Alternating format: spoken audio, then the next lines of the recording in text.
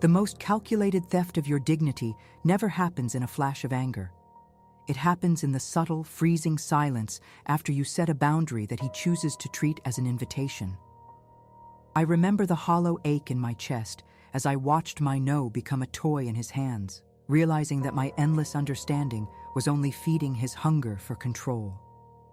You've been told your kindness is a shield, but in the shadows of psychological warfare, I discovered that an undefended border is simply a territory waiting to be conquered.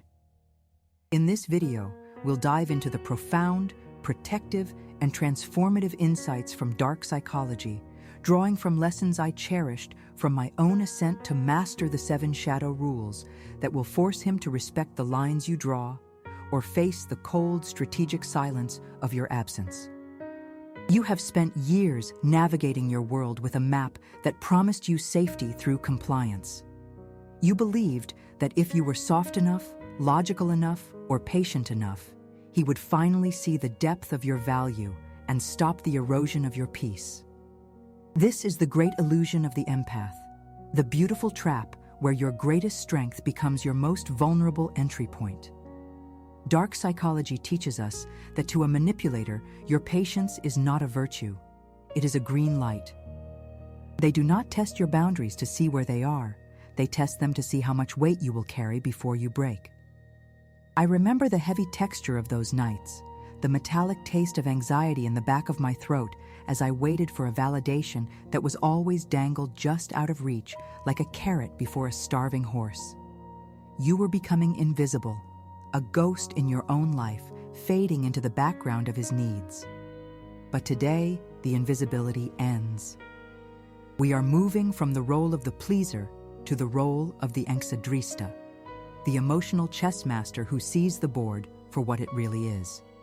The first shadow rule is the law of immediate consequence. Dark psychology always made it a point to remind us that behavior that is rewarded will be repeated, and in the eyes of a manipulator, silence is a reward. When he crosses a line you've clearly drawn, and you respond with a long explanation of why it hurt you, you are rewarding him with your energy. You are giving him a roadmap of your vulnerabilities. I recall sitting in a brightly lit kitchen, the scent of cold coffee lingering in the air while I poured my heart out to someone who was looking at their phone. My tears were just noise to him. The rule here is simple: stop talking and start moving. If a boundary is crossed, the consequence must be a withdrawal of your presence. No shout, no argument, just the sudden, chilling vacuum of your attention. When you remove yourself from the room or the conversation without a word of justification, you are signaling that your dignity is a non-negotiable territory. You are teaching him that access to you is a privilege that can be revoked in an instant. As we move deeper into the shadows, we encounter the second rule, the rule of non-explanation. As I often shared in my recovery, the moment you begin to justify your boundaries, you have already lost them. To explain is to submit your worth for his approval. Imagine a queen explaining to a peasant why the palace gates are closed. It is an absurdity. Yet, we do this every day. We say, "I can't do this because I'm tired," or "Please don't talk to me like that because it makes me sad." This gives him the opportunity to argue with your tiredness or debate your sadness. According to timeless dark wisdom, the person who requires the least amount of words to hold their ground is the one who holds the power. Your no does not require a supporting document. It is a complete sentence. I remember the first time I used this rule. The air felt thin. My heart was hammering against my ribs like a trapped bird. But when I simply said, "That doesn't work for me," and stopped talking, the look of confusion on his face was a revelation. For the first time, he couldn't find a handle to pull me back into the cycle. The third shadow rule deals with the most sophisticated form of aggression, the mirror of indifference toward the disguised joke. We've all been there. The dinner table where the air smells of expensive wine and the clink of silverware creates a rhythm of normalcy until he drops a sharp, targeted comment about your appearance or your intelligence. When the laughter follows and you feel that hot flush of shame, he has successfully tested your limits. If you laugh along, you have signed a contract that says your pain is his entertainment. The Enxadrista does not laugh. She does not even get angry. She simply looks at him with a blank, curious expression and asks, "I don't get it. Why is that funny?" This forces him to explain the malice behind the humor, stripping away the disguise. Dark psychology like to emphasize that a joke explained is a weapon neutralized. By remaining cold and unbothered, you turn his humor into an awkward, pathetic display of his own insecurity. You are no longer the victim of the joke. You are the judge of its failure. If this journey into the shadows is resonating with your spirit, if you feel these words unlocking doors you kept sealed, I invite you to join our community of survivors and cycle breakers. Subscribe to the channel, not just for content, but for protection. Like this video to signal to the algorithm that you choose wisdom over ignorance. And write in the comments the phrase, "My peace is not negotiable." Let that be your declaration today. The fourth rule is the resource monopoly, reclaiming the weaponization of your time. Think of the hours you've spent staring at the blue glow of your phone in a dark room, the silence of the house amplified by the ticking of a clock. Every notification sound is a spike of adrenaline that is immediately crushed when you see it isn't him. He is using intermittent reinforcement to create an addiction, making you wait so that his eventual reply feels like a reward. The rule of the Enxadrista is to stop being a spectator in your own life. When he makes you wait, you must become unreachable, not out of spite, but out of a sudden, genuine preoccupation with your own empire. If he takes 5 hours to reply, you take 10. Not to get back at him, but because in those 10 hours, you have moved on to things that actually matter.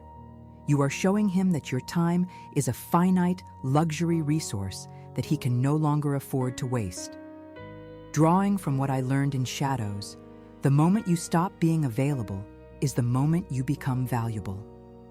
Fifth, we have the rule of the protected sanctuary, which concerns the subtle undermining of your achievements. He pricks your balloon of joy with a needle of concern. You get a promotion, and he asks if you can handle the stress. You start a new project, and he reminds you of past failures. This is the envy of the stagnant soul. Dark wisdom inspired me by saying that those who cannot celebrate your light are merely terrified of the shadow it casts on their own lack of progress. The Enxadrista stops sharing her pearls with swine. You learn to keep your victories in a private sanctuary until they are too big to be ignored. You stop seeking his validation for your growth because you realize that his advice is actually an anchor designed to keep you at his level. I remember shrinking myself to make him feel comfortable, folding my dreams like a piece of paper until they were small enough to fit in his pocket. Never again. Your expansion is your responsibility, not his permission. The sixth rule is the law of the stopped rowboat. Relationships are built on reciprocity, yet you find yourself bone deep with fatigue because you are the only one rowing. You initiate, you plan, you fix, you apologize for things you didn't do. You are carrying the emotional load for two people while he sits comfortably in the back of the boat enjoying the view. The rule here is to stop rowing. Drop the oars. Let the boat drift. This stillness is terrifying because it reveals the truth you've been trying to outrun. If you don't do the work, the relationship doesn't move. But do not fear the stillness. It is the truth clearing its throat. The dark truth being that he isn't unaware of your effort. He is exploiting it. He gets the perks of intimacy without the cost of effort. By stopping, you reclaim your energy and force him to either pick up the oars or watch the boat sink. Either way, you are no longer the one drowning in exhaustion. Finally, the seventh rule is the finality of the pattern. You must accept that a pattern is not a mistake, it is a character trait.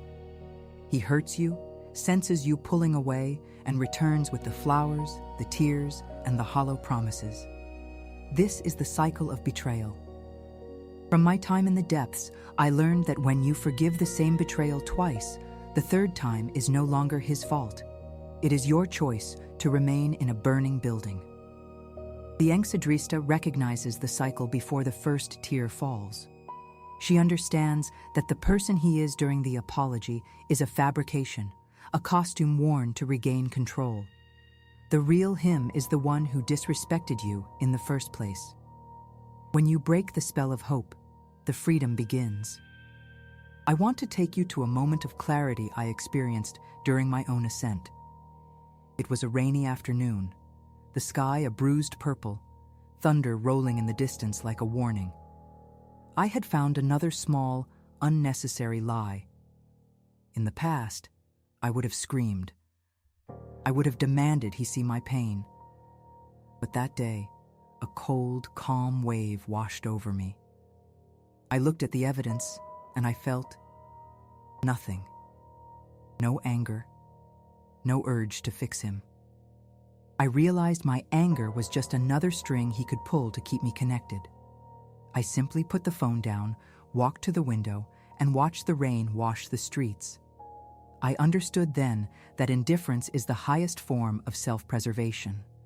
It is the withdrawal of your soul from a rigged game. You are not losing a partner when you enforce these rules. You are losing an anchor that was holding you in the deep. You are making space for a life where respect is the baseline, not a reward for good behavior. Carry this shield with you. Your worth is not a negotiation, it is a fact. Thank you for joining me on this exploration of dark psychology's profound wisdom. Apply these insights to your own path. Subscribe for more transformative content, like If This Inspired You, and share your thoughts in the comments below. What is the one disrespect you are choosing to leave behind today? I will be reading your stories. Stay strong, stay wise, and remember, the most expensive thing you will ever own is your peace. Do not let anyone buy it with cheap words.